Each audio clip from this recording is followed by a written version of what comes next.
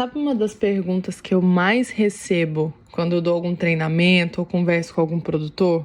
Como é que eu vou saber sobre a minha microbiota do solo? Como eu sei quais micro-organismos estão ali? Ou melhor, como eu sei se o biológico que eu apliquei deu algum tipo de resultado ou me auxiliou de alguma forma? Então vem comigo hoje para desvendar e entender algumas ferramentas que podem te ajudar a responder essas perguntas. Eu me chamo Isabela Tavares, sou biotecnologista, entomologista e trabalho há um bom tempo com produtos biológicos, e esse é o BioAgrotech, o seu podcast sobre biotecnologia dos produtos biológicos aplicados na agricultura.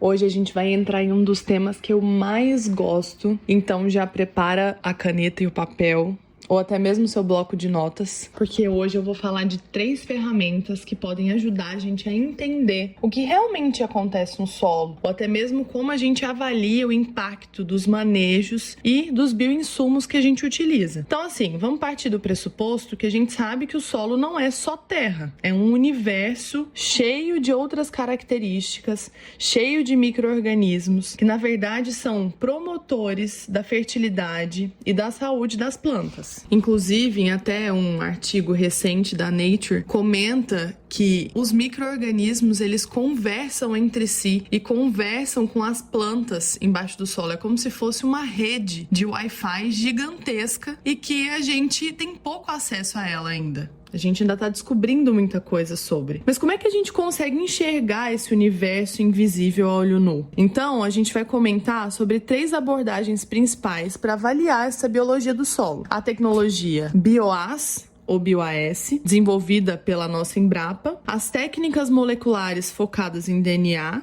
como LAMP e qPCR, e a poderosa e bem comentada metagenômica. Então, vamos entender os pontos positivos e negativos de cada uma, para você, produtor, agrônomo, estudante, biotecnologista, possa ter mais ferramentas para tomar decisões aí na sua realidade. Então, fica ligado aqui, porque hoje no final também a gente tem nossa dica da semana, falando de uma tecnologia que parece sair da ficção científica, mas que a gente já está utilizando e está ajudando muito a espiar a vida no solo como nunca visto antes. Então vamos começar com uma tecnologia que é genuinamente brasileira, desenvolvida pela empresa brasileira de pesquisa agropecuária, a Embrapa, e a gente está falando da BioAS, ou BioAS, que é a bioanálise de solo. Se você já foi em algum congresso sobre microbiologia ou bioinsumos, talvez você já tenha ouvido a doutora Ieda falar sobre isso. A BioAS, ela é super interessante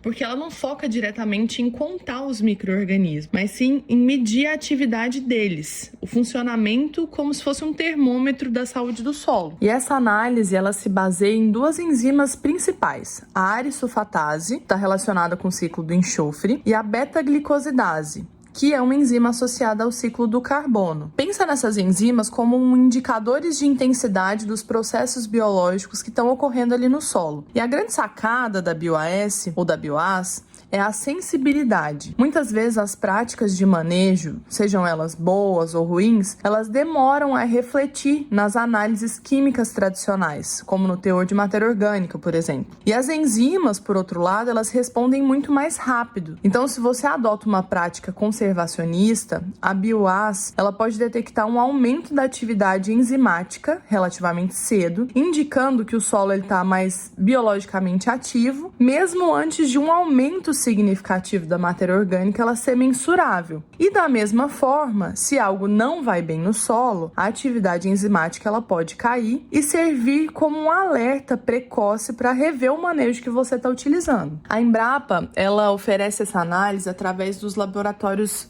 habilitados, e muito importante, a interpretação dos resultados é feita pela própria Embrapa, e eles utilizam alguns algoritmos calibrados com anos de pesquisa em diferentes condições. Atualmente, eles são focados no Cerrado e no Paraná para as culturas anuais. Isso garante uma padronização e uma base científica mais robusta por trás de um laudo que o agricultor recebe, incluindo índices de qualidade do solo, que combinam os dados químicos e biológicos. Então, por isso isso é super interessante. Dá uma visão mais funcional, uma espécie de memória do que aconteceu naquele solo, já que a atividade enzimática ela reflete a ação de organismos presentes e passados. Claro que, como toda técnica, tem suas particularidades. Ela nos diz quão ativo está esse solo em relação a certos ciclos, mas ela não diz pra gente quais os micro-organismos específicos estão lá ou qual o potencial genético completo daquela comunidade. Além disso, a sua aplicação, por enquanto, é mais validada para as regiões e culturas onde ela foi calibrada. Então, embora a pesquisa ela avance para expandir sua abrangência, é um excelente indicador funcional e principalmente de resposta de manejo, mas ela não é um censo microbiano detalhado. Isso é muito bom deixar claro para vocês. E ela é relativamente uma técnica mais barata de se fazer, em comparação às outras que a gente vai comentar. Agora, se a gente está pensando em identidade e quantidade de micro-organismos, a gente olha para o código genético. E aqui entram as técnicas moleculares como LAMP e qPCR. LAMP significa amplificação isotérmica mediada por loop. O nome é mais complicado, mas a ideia é sensacional. Ele multiplica um pedaço específico do DNA milhões de vezes, de uma forma rápida, e o mais importante, é uma temperatura constante. É bem diferente do PCR tradicional, que precisa de um equipamento caro, que é chamado de termociclador, para ficar esquentando e esfriando a amostra. A LAMP ela pode ser feita em um banho-maria simples. Isso torna mais promissora para o uso direto no campo ou em laboratórios com menos estrutura. E ela usa um conjunto especial de iscas, entre aspas, os iniciadores ou primers, que reconhecem várias partes do DNA-alvo, tornando a reação muito mais rápida e específica. E menos de uma hora, você pode ter um resultado muitas vezes visível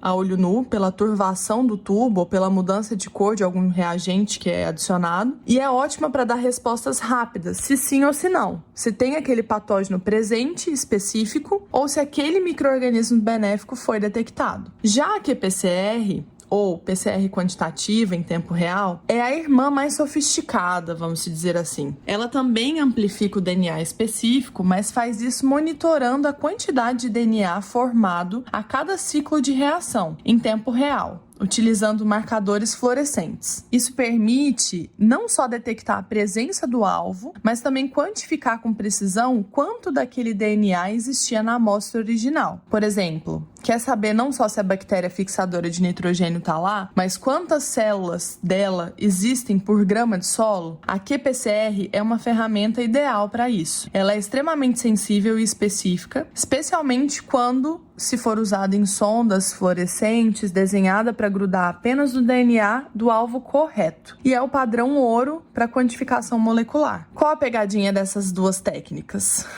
Tanto a LAMP quanto a qPCR são direcionadas. Elas só vão encontrar aquilo que você programou para procurar. Você precisa saber de antemão qual gene ou qual micro-organismo é seu alvo para desenhar as iscas corretas. Elas não te dão uma visão geral de comunidade. Se você procura pelo fungo A e não encontra, isso não significa que o fungo B ou a bactéria C não estejam lá, talvez até em grande quantidade. Além disso, a qualidade da extração do DNA do solo é crucial, porque substâncias como ácidos úmicos podem atrapalhar essa reação. E a qPCR, particularmente, exige equipamentos mais caros e um pessoal mais treinado. Mas ambas as técnicas exigem um aporte financeiro maior. Tá. E se a gente quiser ter uma visão mais completa possível? Se a gente quisesse um verdadeiro censo de toda a comunidade microbiana do solo, incluindo aqueles milhares de espécies que a gente nem consegue cultivar em laboratório, e ainda ter uma ideia de todos eles e o que são capazes de fazer, aí entra a terceira técnica, a metagenômica. A metagenômica é como se fosse um raio-x genético completo do solo. Uma vez de procurar por um gene ou um organismo específico, ela busca sequenciar todo o DNA presente na amostra. Imagina coletar uma amostra de solo, extrair todo o material genético de bactérias, fungos, arqueias, vírus, tudo junto e mandar sequenciar. As tecnologias modernas de sequenciamento, elas geram milhões de pequenos fragmentos de DNA. O desafio, então, passa para a bioinformática. Usar computadores poderosos, algoritmos complexos, para montar esse quebra-cabeça genético. Identificar de quais organismos vieram vieram aqueles fragmentos. E mais importante, quais genes estão presentes ali? Com a metagenômica, a gente consegue responder perguntas muito mais amplas. Por exemplo, qual a diversidade real de micro-organismos nessa área específica? Quais grupos predominam? Quais genes relacionados à fixação de nitrogênio, solubilização de fósforo, degradação de matéria orgânica ou resistente à seca estão presentes aqui nessa amostra? Como que essa comunidade se compara entre uma área com manejo convencional e outra com plantio direto ou uso de biológicos? Ela nos dá um acesso a um potencial funcional da microbiota, revela a capacidade genética daquela comunidade para realizar os processos que são essenciais no solo. É uma ferramenta incrível assim para pesquisa, para a gente entender a ecologia do solo com mais profundidade e até descobrir novos micro-organismos ou genes com potencial biotecnológico. Mas, como você pode imaginar,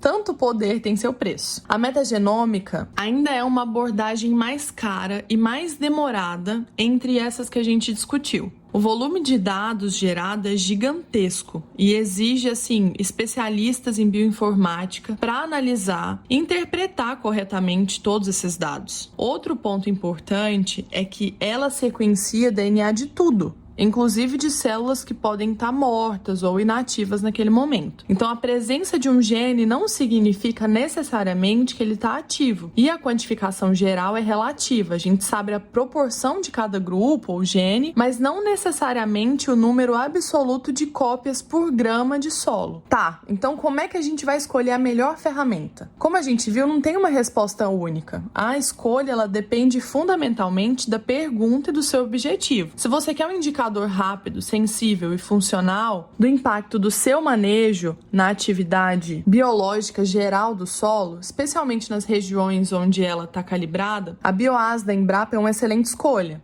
Ela te dá um sinal de alerta precoce sobre a saúde do solo. Mas se a sua necessidade é detectar a presença ou a ausência de algum micro-organismo específico, por exemplo, Fusarium no solo, ou macrofomina, ou até mesmo tricoderma, de forma rápida e talvez até no campo, a tecnologia LAMP pode ser a solução. Se você precisa quantificar com precisão esse alvo específico para saber quanto dele que está lá no solo, a qPCR é a técnica mais indicada, apesar do custo e das necessidades do laboratório. Agora, se a sua busca é a compreensão profunda e mais abrangente da comunidade microbiana, sua diversidade, suas interações, seu potencial funcional, a metagenômica é a ferramenta mais poderosa, mesmo sendo a mais complexa e mais custosa. É importante entender também que essas técnicas não são excludentes. Muitas vezes a combinação delas pode trazer uma visão mais completa. Por exemplo, utilizar a metagenômica para ter um panorama geral e depois a qPCR para monitorar grupos específicos de interesse ao longo do tempo. E, chegando já ao final, a gente chega na nossa dica da semana. E hoje eu quero falar de algo que parece muito futurista, mas está relacionando a forma como a gente estuda o solo em nível microscópico. Os chips microfluídicos,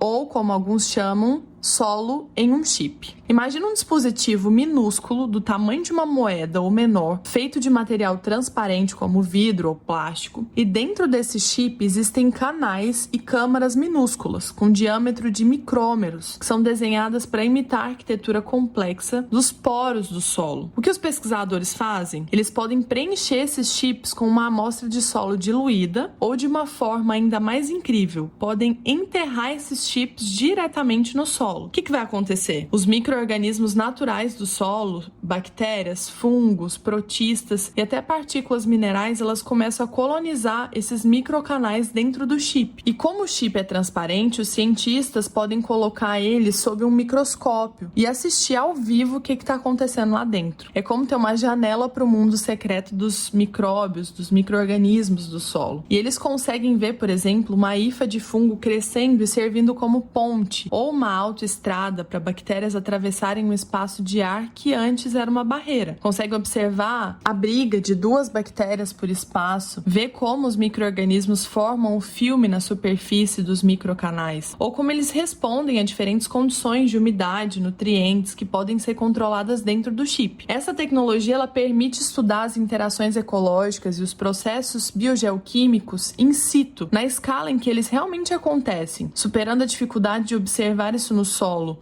opaco e complexo. Para a agricultura, isso abre portas fantásticas. A gente pode entender melhor como os bioinsumos realmente interagem, como a microbiota nativa, como diferentes manejos afetam as redes de interação microbiana e até mesmo testar o efeito de novas moléculas ou condições diretamente nesse ambiente controlado que simula o solo. Os chips microfluídicos, eles ainda são uma tecnologia mais voltada para pesquisa, mas eles representam um salto gigantesco na nossa capacidade de visualizar e entender a ecologia microbiana do solo. E já existem até algumas empresas que estão prestando esse serviço. Incrível isso, né? Bom, para esse episódio não ficar mais longo do que já tá, vou te convidar para seguir o Instagram e comentar também quais os próximos temas vocês querem escutar no podcast. Aproveita para curtir, para seguir também e até a próxima semana. Tchau, tchau!